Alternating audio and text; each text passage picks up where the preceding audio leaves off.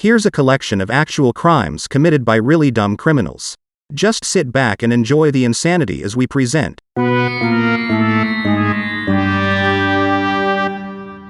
Stupid crime stories you just won't believe.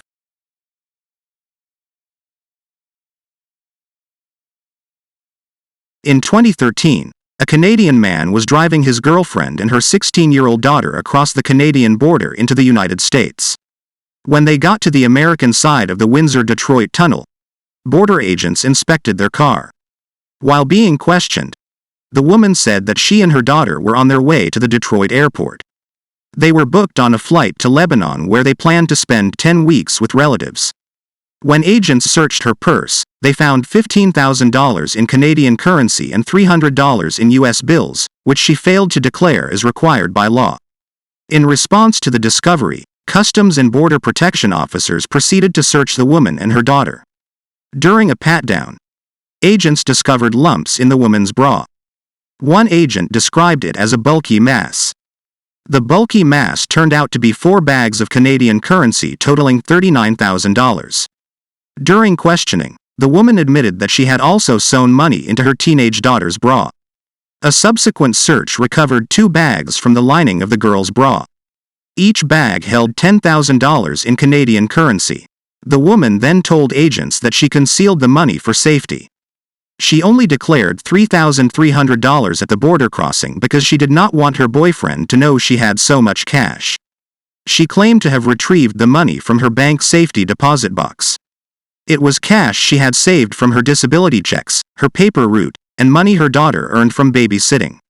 She also told agents that her other daughter, who was not in the car, works at a travel agency. According to the daughter, her mother had sewn the money into her bra and asked her to wear it. She said she did not know how much money was in the bra. The woman's boyfriend and another male passenger said they knew nothing about the money. A background check on the mother showed that she had twice been arrested for theft, making her inadmissible for entry into the United States. Agents seized the equivalent of about $73,000 in U.S. currency. The 51-year-old woman was arrested for bulk cash smuggling, a felony that carries a maximum 5-year prison term. She was also charged with making false statements and failing to declare the cash. Neither her daughter nor the 2 male passengers were arrested. Interestingly, she said that she didn't want her boyfriend to know that she had that much money. Well, she won't have that worry anymore, because when customs seizes your smuggled money, you don't get it back. In the end, this woman not only lost her freedom, she also lost all that cash. In 2021, a man entered the Wells Fargo Bank in Wilmington, Delaware on a Saturday morning. He then handed a note to a teller saying a robbery was taking place. The teller gave the man an undisclosed amount of cash. The suspect then fled the bank on foot. Once outside, he did something you would never expect a bank robber to do. He walked up to the ATM that was located outside the bank he had just robbed and deposited the money. Of course, he also had to stand there and wait for the transaction to complete. And it would have taken a long time to scan all that cash. When police arrived, the man ran behind a nearby shopping center. However, he was quickly located by Delaware state troopers. They then arrested the 44-year-old man who was a California resident. He was charged with second-degree robbery with bond set at $6,000. In 2020, a Florida man walked into a local Speedway store around 2 a.m. on a Tuesday. When he saw that the employee behind the counter was distracted, he reached over the counter and stole 13 different scratch-off tickets worth just over $100. He then left the store and checked his tickets. One of them had won him $30. So a few hours later, he returned to the same store to collect his money. However, store employees recognized him from his last visit and called police. Officers came and arrested 27-year-old Herbert McClellan. Police posted on their Facebook page that it was not his lucky day. They also posted on their Twitter page, "So much for being lucky at the lottery." Herbert McClellan stole 13 scratch-off tickets from a convenience store and immediately tried to see if any were winners. When one was a $30 winner, he went back to the same store to cash it in. Officers were called, and he is in jail now. McClellan was charged with petty theft, dealing with stolen property, and driving with a suspended license for the second time. He was being held on $12,000 bond. Earlier that year, a man in Ohio tried something similar. He entered a convenience store at night and followed an employee behind the counter. He then pulled out a gun and demanded cash. Apparently, the amount he got wasn't enough. So he stole several scratch-off lottery tickets and left.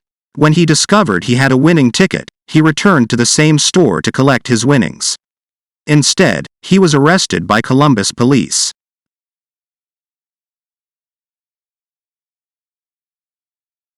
In 2021, a journalist was on a bridge filming the aftermath of an earthquake in Cairo, Egypt.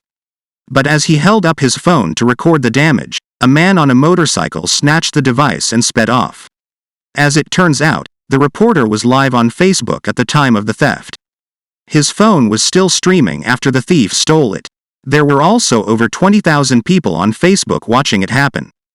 In the video you can hear the reporter talking. Then there is a sudden interruption. Next you clearly see a man riding a motorcycle smoking a cigarette.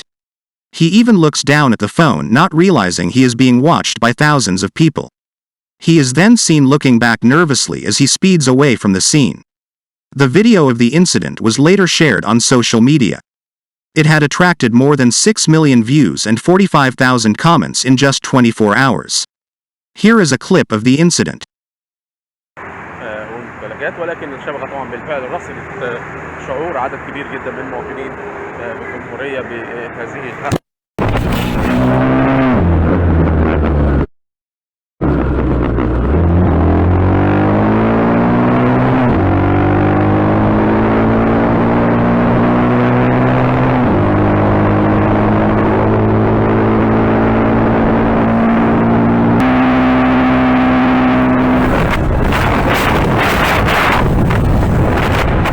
As you would expect, viewers started mocking the clueless thief. One person even asked why the man had bothered looking behind him while the whole world is watching him. With thousands of people looking for him, his freedom didn't last long. Officials from the Ministry of the Interior said they used modern technology to identify the suspect from the live broadcast. Police went to the man's home just hours later and he confessed to the crime. He told them that he had already sold the phone to a trader. The unidentified man was arrested and taken to the local police station. In 2011, a 21-year-old Connecticut man made a call to 911. But it wasn't for an emergency. He simply wanted to ask a question. However, as he was about to learn, you should never call 911 for something like this. 911, what's the location of your emergency? Let's not get into that yet. I have a question. Is this an emergency, sir? Depends. If it's not an emergency, you don't call 911, sir. Well, I have a legal question. Is it life-threatening or an active crime in progress? Crime in progress, possibly. What's going on? I was just growing some marijuana. I was just wondering how much, trouble you can get into for one plant. You're growing marijuana and you want to know how much. Depends on how big the plant is. It's only a seedling. No, it's possession. All right. Thanks for the info. You're welcome. Goodbye. As you just heard, this man actually called 911 to ask about the legal penalties for growing marijuana. And instead of claiming he was asking for a friend, he admitted he was growing it himself. Dispatchers traced his address and sent narcotics officers to his home. When officers arrived, they found one small cannabis plant, cannabis seeds and growing equipment, as well as drug paraphernalia. Police then arrested 21-year-old Robert Michelson on the spot. He was charged with possession of drug paraphernalia, illegal cultivation of marijuana, possession of a controlled substance and possession of drug paraphernalia in a drug factory. After he was released on a $5,000 bond, he gave dispatchers 2 middle fingers as he left. But why get upset? He wanted to know the penalty for growing marijuana. So, police decided to show him. Be sure to like and subscribe to this channel. Our weekly videos will feature such topics as stupid crime stories, classic TV,